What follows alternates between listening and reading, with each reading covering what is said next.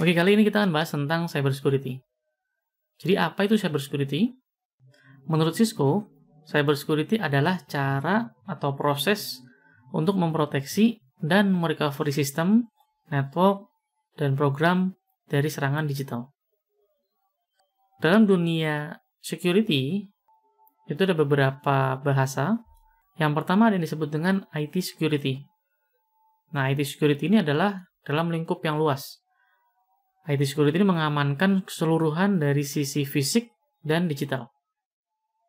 Jadi mulai dari keamanan ruangan, perangkat, lalu data, berkas, dan lain-lain yang berhubungan dengan infrastruktur IT atau information technology, itu urusannya IT security. Nah, lalu cyber security adalah bagian dari IT security, di mana cyber security hanya fokus kepada yang digital saja. Nah, nanti ada lagi network security, yaitu di mana tujuannya hanya untuk mendefense atau memproteksi infrastruktur jaringan, yaitu memproteksi data yang lewat, memproteksi perangkat, bagaimana cara agar perangkat tersebut tidak diserang dan seterusnya ya. Ini network security. Kalau di Cisco ada sisi security, ada infrastructure security, dan lain-lain. Tapi kali ini kita akan bahas tentang cyber security secara umum, secara global. Saya lebih senang menyebut training ini adalah cyber security awareness. Jadi untuk agar kita paham tentang cyber attack. Dengan kita paham cyber attack tersebut, kita jadi tahu bagaimana cara memitigasinya, mencegahnya agar tidak terjadi.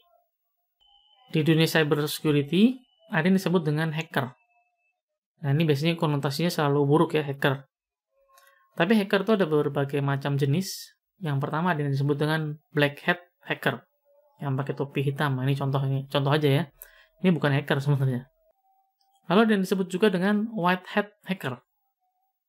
Dan juga ada yang disebut dengan gray hat hacker. Black hat ini itu adalah hacker yang bisa disimpulkan hacker yang jahat.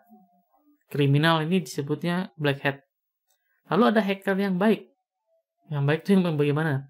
Nah, hacker yang disebut white hat ini adalah hacker yang dia punya kemampuan, tapi dia menggunakan kemampuannya itu bukan untuk kejahatan, bukan untuk merugikan orang. Lalu ada lagi gray hat. Nah, ini yang tengah-tengah, yang nggak jelas nih statusnya. Jadi dia bisa dibilang satu sisi merugikan tertentu, dia bisa dibilang satu sisi menguntungkan tertentu. Misalnya dia membocorkan informasi ke pemerintah. Pemerintah diuntungkan, dia orang baik bagi pemerintah. Tapi bagi yang dibocorkan informasinya, dia disebut orang jahat. Nah, ini yang agak abu-abu.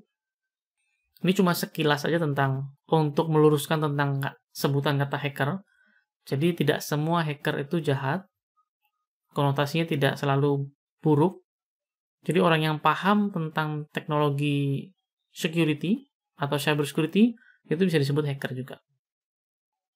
Nah, berikutnya nanti untuk meluruskan kata hacker ini dalam teori nanti akan disebut sebagai threat actor. Aktor yang mengancam gitu ya. Atau yang merusak dan seterusnya. Agar ada perbedaan antara hacker yang baik dan yang buruk.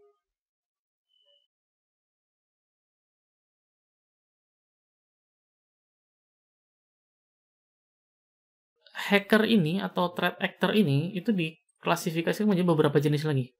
Ini secara umum saja ya. Yang pertama ada yang disebut dengan script kiddies. Atau bisa dibilang ya amatiran lah. Jadi disebut script kiddies ini karena dia sebenarnya nggak punya kemampuan. Tidak punya keahlian, tapi kebetulan dia punya tools. Punya script atau tools ya lebih tepatnya. Atau pernah mengetahui tools. Kadang gampang nyari toolsnya. Kita mau ngapain, mau nyerang apa, atau melakukan apa yang berkaitan dengan hacking tadi, itu kita bisa mencari toolsnya.